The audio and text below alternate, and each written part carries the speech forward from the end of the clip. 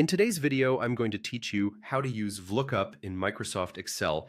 We'll work with two worksheets to make this clear. On the addresses sheet, column A contains names, and columns B and C store address details. On another sheet called phone numbers, you'll see the same names, but they're in a different order. That sheet also includes phone numbers and birthdays. Our goal is to bring each phone number into the addresses worksheet automatically without copying and pasting.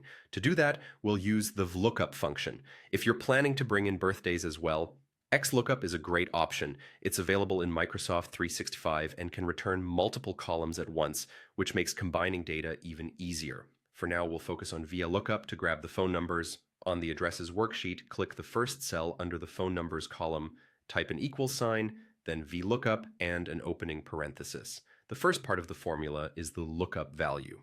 Because we're matching names, click the name cell in the same row to tell Excel what to look for. Type a comma.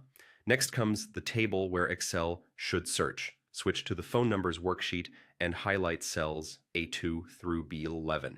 Make sure the first column of the range contains the names and the second column contains the phone numbers. Type another comma.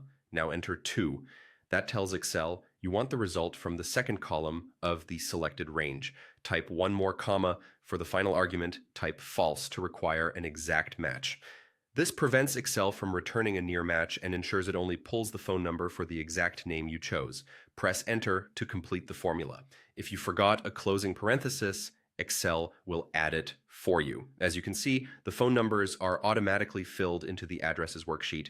VLOOKUP does the heavy lifting, matching each name to the correct number far faster than manual copying.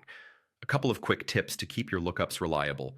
VLOOKUP expects the name column to be the first column in your selected range, and your return value must be to its right.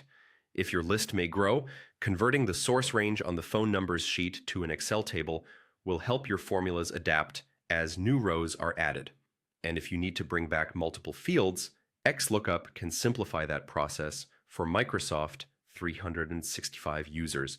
You've now learned how to use VLOOKUP to organize and combine data efficiently. Thanks for watching. If this tutorial helped you, please like the video, subscribe, and turn on notifications for future uploads.